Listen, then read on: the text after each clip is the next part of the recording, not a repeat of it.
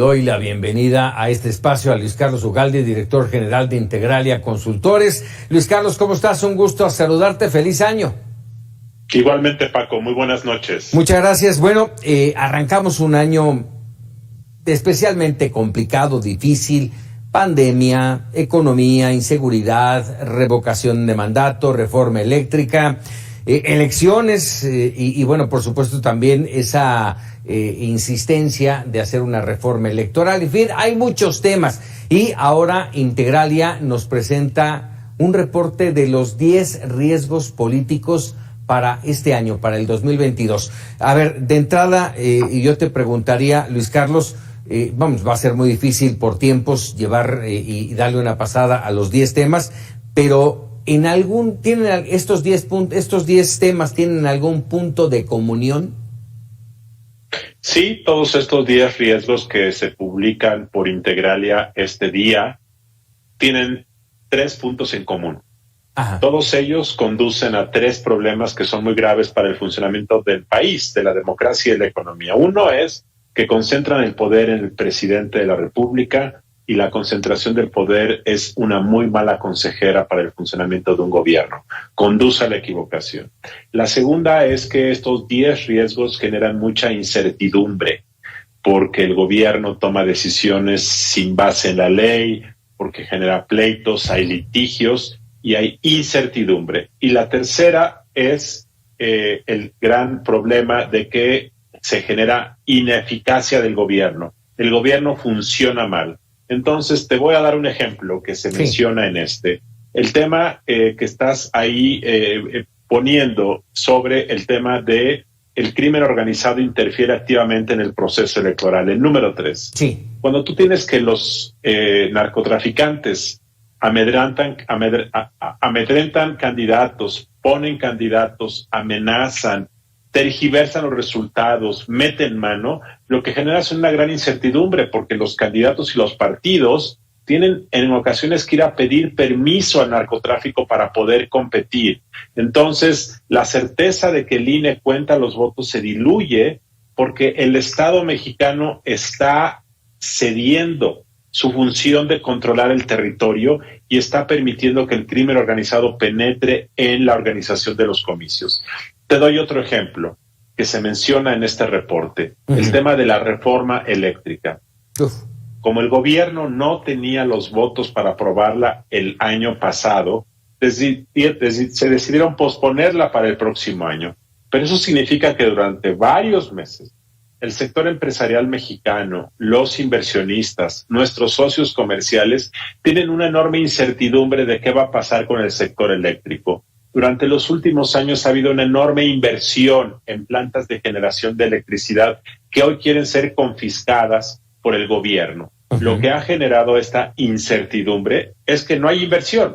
El sector eléctrico está paralizado y esto afecta al funcionamiento de la economía porque nadie va a invertir. Entonces, el punto común de todos estos riesgos es que generan duda, generan desconfianza, generan concentración del poder y eso es una muy mala fórmula para que la economía y la política funcionen correctamente. Tocaste el tema de la economía. Se ve complicado.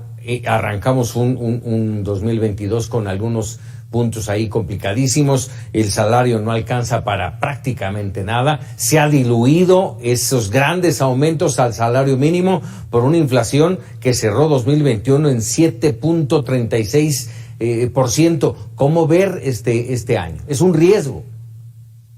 Bueno, el tema de la inflación es un riesgo en muchos países del mundo, incluido México. Uh-huh.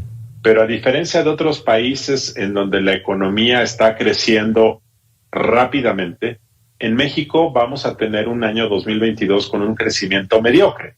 Entonces vamos a tener inflación y vamos a tener un crecimiento bajo, 3%, 4%. Tal forma que el gran problema de 2022 es que vamos a parecernos a como estábamos en 2018 o 2019, es decir, en 2 o 3 años el país no habrá tenido ningún progreso en materia económica. Y por otra parte, aunque en el reporte nosotros decimos que el presidente López Obrador ha sido muy disciplinado en el manejo de los ingresos y los gastos, al extremo de desmantelar y dejar en los huesos a muchas áreas del gobierno con muchas consecuencias negativas. El presidente es muy cuidadoso en eso. Sin embargo, el gran problema es que la arbitrariedad de las decisiones de su gobierno, la reforma energética, el que existan altos niveles de violencia que no han disminuido, el que el presidente se la pase atacando a empresas y empresarios y al sector empresarial, la falta de certidumbre, un clima de polarización política hace que, con un bajo crecimiento, los inversionistas prefieren sentarse y esperar. ¿Qué van a esperar? Van a esperar que llegue 2024 y ver quién es la futura presidenta o presidente de México. Y con base en eso volverán a invertir, o si no, México dejará de ser un espacio para que los flujos de inversión estén aquí. Pero mientras ese 2024 llega, Luis Carlos, estos 10 riesgos que están marcando en Integralia, yo los estoy viendo más como alertas que alarmas, pero finalmente me llevan a preguntarte, ¿esto va a generar turbulencia política, inestabilidad? No necesariamente, Paco. Escenarios de riesgo no significa pronósticos de desastre. Uh-huh.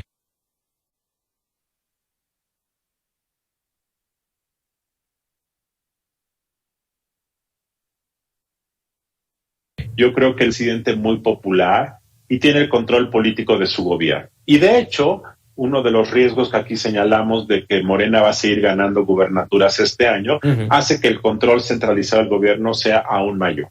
Lo que nosotros decimos con estos riesgos es que si estos riesgos se mantienen, a la larga las cosas van a salir mal.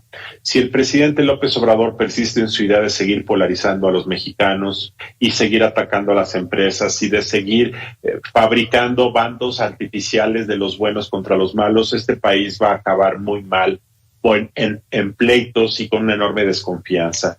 Si el presidente persiste en atacar al Instituto Nacional Electoral y lo desaparece, vamos a dejar de tener elecciones confiables. Si el crimen organizado sigue penetrando la organización de los comicios, cada vez más y más los narcotraficantes van a tener el control de los gobiernos locales. Si López Obrador persiste en darle más facultades, más dinero a las Fuerzas Armadas, las va a corromper y van a dejar de ser funcionales para el país. Estos riesgos, te acabo de mencionar 4 o 5, a la larga lo que hacen es que la democracia funcione mal, que se genere corrupción, que se genere incertidumbre, que se generen conflictos, y esto claramente pues acaba por hacer que las cosas salgan mal. Podemos tener estabilidad económica, podemos tener estabilidad política y seguramente la vamos a tener a lo largo de 2022, pero por debajo de la mesa las patas se van a empezar a resquebrajar y se van a empezar a erosionar, y ese es el riesgo de que López Obrador termine su mandato y el próximo presidente o presidenta del país tenga pocos recursos, tenga un gobierno desmantelado, tenga una enorme desconfianza, tenga una sociedad polarizada, y en esas condiciones el futuro gobierno va a encontrar dificultades muy serias para operar. Sería iluso de mi parte preguntarte, ¿qué opciones tenemos?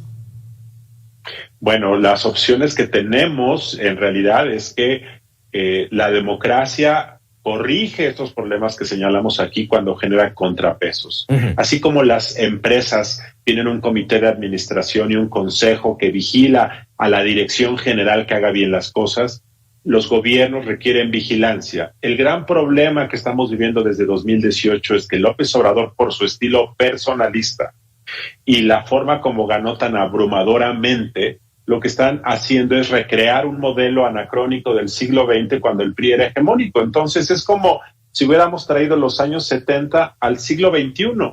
Y López Obrador quiere gobernar un país diverso con los mecanismos de control de hace 50 años. ¿Cuál es el resultado de eso?